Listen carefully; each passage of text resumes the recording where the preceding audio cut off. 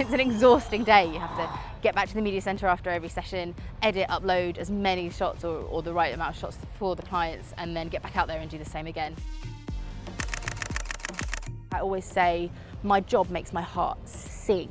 I love it so much.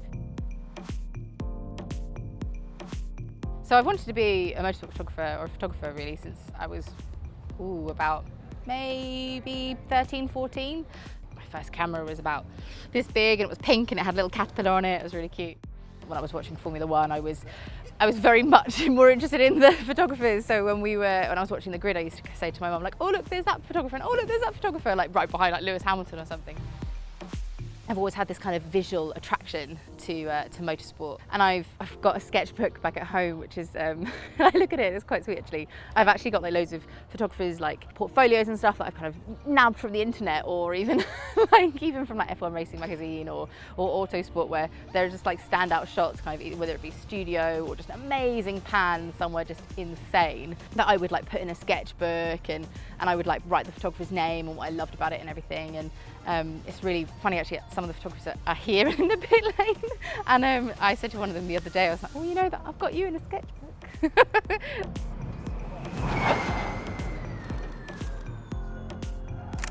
used to go to Goodwood Festival of Speed, the British Grand Prix, the Australian Grand Prix, anything where I could just take pictures of cars.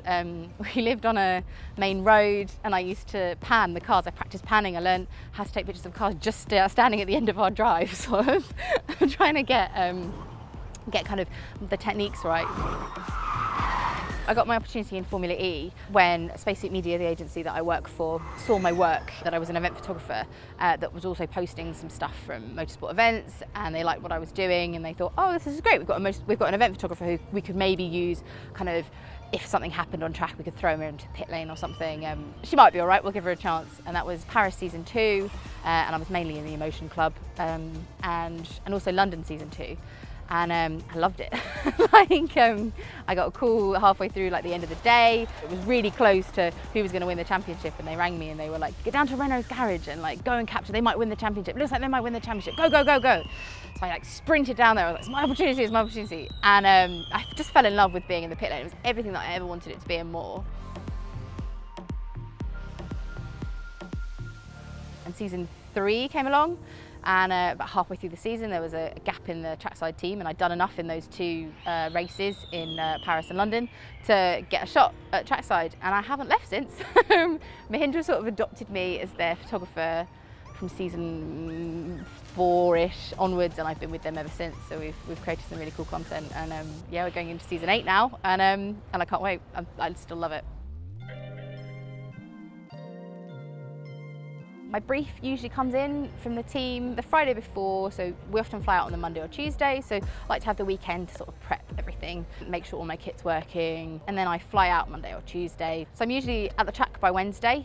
That's often, depending on the race, when the teams get the cars, so I sort of get them kind of building the garages. It's quite a unique thing about Formula E, that everything happens in such a short space of time, and I really like to capture that. I love working with the mechanics and the engineers and getting them kind of doing the other parts of their job as well as just building the car. By Friday, we're into kind of media activities, we're doing stuff with the drivers. And then if it's a double header, we have 2 race days that are pretty much the same, and everything happens in one day, which for my job makes it so tricky. We have half an hour for FP1, we have half an hour for FP2, we have quali, and then we have 45 minutes of the race. We have so little time of the weekend where the cars are actually on track, and so much pressure to nail the shots that we get, because that's what the sponsors want for the teams. They want those shots of their logos on track on the car, and just one red flag. They don't often extend the sessions, so one red flag can throw it completely. You can go from a 30-minute session to a 10-minute session, and you somehow have to try and make everything up image-wise as well. And it's an exhausting day. You have to get back to the media centre after every session, edit, upload as many shots or the right amount of shots for the clients, and then get back out there and do the same again. So it's quite mentally taxing, physically taxing as well, but I wouldn't change it. It's great, it's a lot of fun. So I use a 2-camera setup most of the time, both Nikon D850s, one on one shoulder, one on the other. It's a very flattering harness. Basically just keeps it all on my shoulders. It can be pretty heavy, like this lens is quite heavy on after a long day, so it just sort of keeps everything nice and safe. And it depends what I'm doing really. So if I'm shooting trackside, usually I'll have my 70-200 and a 300mm. You don't really need anything longer than that here really. Formula E, obviously the street circuit, so we're pretty close and pretty tight, so we can get what we need usually with a 300mm or a bit of a crop. Garage, I usually have a bit of a wider lens, so 24-70 is sort of my workhorse. It's got a bit more of a variety and range, so I can react to situations as they happen in the pit lane. And then 105, which is my new absolute favourite thing. So it's a lot of fun to play around with as well. So usually I've got 2 lenses, maybe my 300 and maybe a spare just in my lens bag as well, just so that I can chop and change as I need to. And then more recently, I've got a little disposable camera that I'm taking along with me, just because it's quite nice to hark back to the old days when I first started to shoot, and it's just nice to try something different. So I tend to get kind of like candids of the mechanics and the engineers that way. I think the biggest thing you need as a motorsport photographer that I found is actually patience. You spend a lot of your time waiting, whether it be kind of during red flag sessions or for your drivers to turn up to a shoot or for something to happen. It's so busy and everything happens so quickly that you need to try and make sure that you're in the correct place at the correct time. So it's just about partly luck and partly preparation as well, and keeping your cool. Like, it can be quite frustrating if you can't quite nail the shot that you've got in your head. It can sometimes get to you a little bit. You can sometimes think like, oh, you know, maybe I've lost it, maybe I can't do it. Why can't I do this shot yesterday? Like, why can't I do it today? Sort of thing. Like, maybe this is it. Maybe this isn't the job for me. Like, this other photographer nailed this, sort of thing. There's quite a high level of competition and quite a high level of creativity. And sometimes you nail it and sometimes you don't. The nicest shots are often when we've got a little bit of kind of shadow, a bit of dappled light or something, and you can guarantee with Formula E it'll look the most beautiful thing ever, and then just as the cars come out on track for that 1/2 an hour, it'll be cloudy. There'll be a random cloud that's come out from somewhere, and you have to work with that and you have to adapt for that, and a lot of that is kind of patience and being flexible and just rolling with it, but also having the mental strength to go, no, it's okay, I didn't get that shot, I'll get it another time, or something like that. And that is a big struggle, but it's really rewarding when you get it right. Had a moment in the pit lane the other day. One of my drivers was getting ready for shakedown and the sun was just setting, and I just sort of had this idea in my head, and I thought it would be really lovely if he could just set his helmet just on the front of the car and get ready. And I just said to him, oh, can you just get ready there, sort of thing. I kind of pushed him towards it, and he didn't. The shot turned out better than I could have imagined. A really kind of considered, beautiful little moment. And sometimes you can just push to make those moments happen, or you just have to be in the right place at the right time. And it's about observing the track and where the light goes. I always know where the sun's going to be and when it's going to be in the garages and when those shots will be nicer. So it's about just looking out for those moments as well as preparing for them.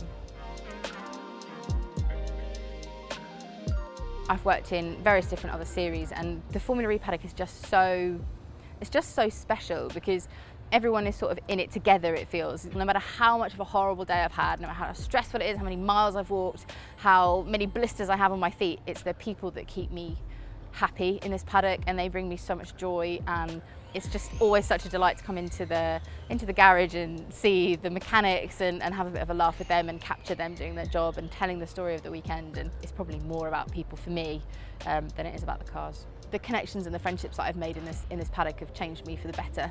The drivers are so nice here as well. The connections that I've had with some of the drivers just make my job so much easier, but also as a photographer you can really show who they are. They're all about that, showing their own personality, and it's just an absolute joy.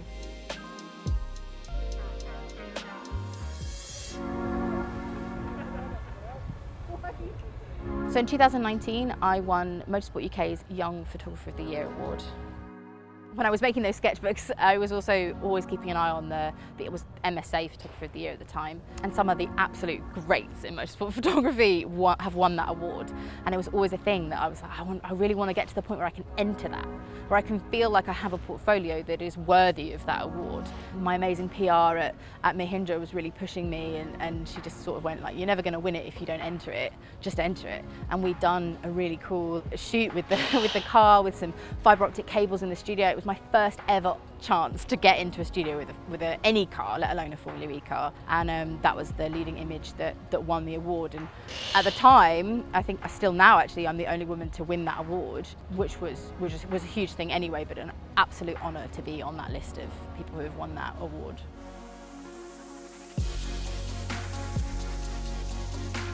So I have a lot of people contact me, often young people asking how they do my job. How do they get to become a motorsport photographer? And unfortunately, there isn't a straight path into motorsport photography. Everyone who I meet in the media centre has a different way that they got into it. Ultimately, and it comes down to, it's who you know. And if you know the right person and you have the right portfolio to back that up, then the opportunities come. You have to keep talking to people, you have to keep working at your art. You know, don't get kind of disheartened by the fact that you are only shooting from the sidelines. And you know, people often say, oh, I haven't got access, so I can't take these shots. I'm not interested if you're really close to the cars, if you can get that kind of really close shot of the car. If you can take a stunning picture from the fan zone or the fan areas or general admission areas, then you can take a shot trackside. Because they're most challenging and often the most rewarding, but the most full of context and the most full of a story shots, they all come from the general admission areas. Pretty much every job I've ever had in photography has come from social media, from people seeing my stuff. And it may not be an instant thing, it might be that someone's kind of seen your work and followed you and been watching you from afar and gone, actually, I want the opportunity to work with this person. And then something comes up for them and they go, that's the project I want to work with them on. And it is just about showing your personality and really doing what makes your heart sing. Like I always say, my job makes my heart sing. I love it so much. And if I can do that and if I can show that passion and that love in my photos, then that's all I can do. And if someone connects with that, then they're the right person to work with. So my best advice for anyone would be to keep shooting, to keep improving, to keep doing what makes your heart sing. And you'll get there. Just have the faith. Email people, ask for advice. Don't email them saying, how much do I need to charge? Because I'm never going to tell you what I charge because it's not going to be relevant for you. Don't ask that question, ask the right questions, ask for critique on your work. Be enthusiastic, but be understanding as well. And don't be demanding, and you'll get the results and the answers that you need to continue to push yourself. There are still so many times where I walk away from a shoot and I'm like, that's great, but I could have done better. And I think, you know, there's a famous saying that your best photo is your next one, and if you stop believing that, then maybe you should find something else to do. So yeah, I'd love to do more really, to get more creative, to keep pushing myself, to tell more stories, and I guess we'll see where it goes. I'm excited for the season, for the year ahead, so yeah, fingers crossed everything works out as I've got in my head.